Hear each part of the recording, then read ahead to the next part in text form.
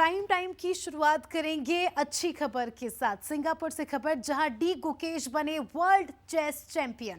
18 साल के गुकेश ने रचा नया इतिहास। चेस के नए वर्ल्ड चैंपियंस बने गुकेश। चीनी चेस मास्टर डिंग लिरेन को मात दी। खिताब जीतने वाले सबसे युवा प्लेयर बने गुकेश। शतरंज में चीन की बादशाहत को खत्म किया। तो भारत के लिए, हिंदुस्तान के लिए बहुत अच्छी खबर है। और देखिए, उनके इमोशनल पल्स भी आप देख सकते हैं। जब जीता तो आंखों से आंसू आ गए। 10 सालों की मेहनत का ये परिणाम है। मीडिया से बातचीत के दौरान उन्होंने कहा कि मेरा ये सपना था।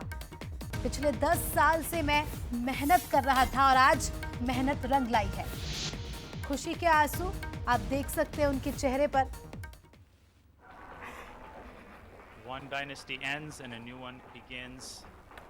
And after weeks of चलिए, इसी के साथ इस खबर पर हमारे unspeakable wishes hard work and संवाददाता emotions. दिलीप काप से जुड़ चुके हैं। दिलीप जी, डी गुकेश की ये जीत कितनी बड़ी है?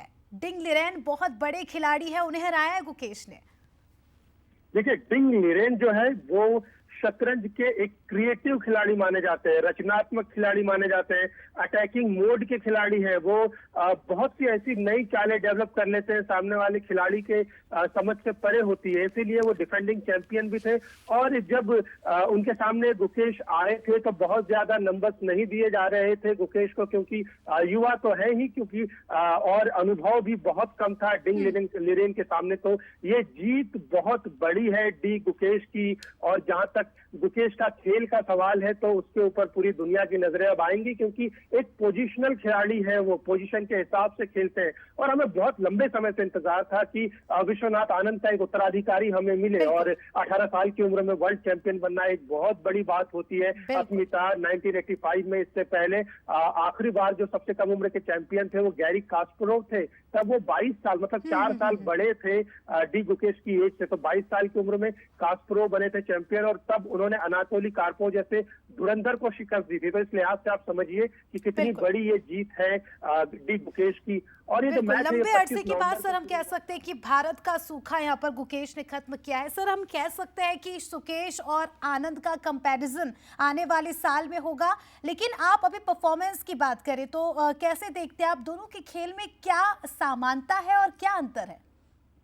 देखिए, विश्वनाथन आनंद के खेल के हिसाब से अगर हम देखें तो आनंद को एक डिफेंसिव खिलाड़ी माना जाता था, जो बहुत रक्षात्मक होकर खेलते थे। और उनका खेल इतना रक्षात्मक था कि सामने वाला खिलाड़ी जो है वो कई बार इरिटेट हो जाता था। लेकिन उसके लिहाज से अगर हम गुकेश को देखें तो गुकेश का जो खेल है वो एक पोजिशनल खिलाड़ी है। वो हालात के मुताबिक खेलते हैं।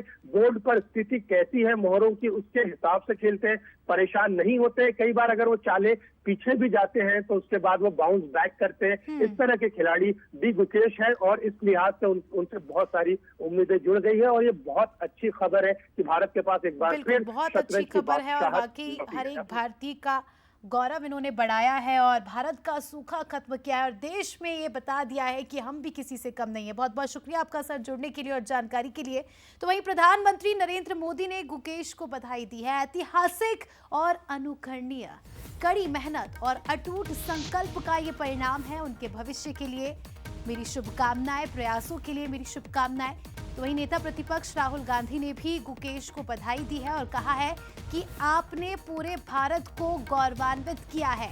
सीएम विष्णुदेव साय ने भी गुकेश को बधाई दी है और कहा है कि ऐतिहासिक जीत के लिए बधाई। तो देखिए, बधाइयों का सिलसिला शुरू हो गया है। राहुल गांधी से लेकर प्रधानमंत्री नरेंद्र मोदी, छत्तीसगढ़ के मुख्यमंत्री विष्णुदेव साय, मध्य प्रदेश के मुख्यमंत्री मोहन यादव ने भी गुकेश को बधाइयां दी है।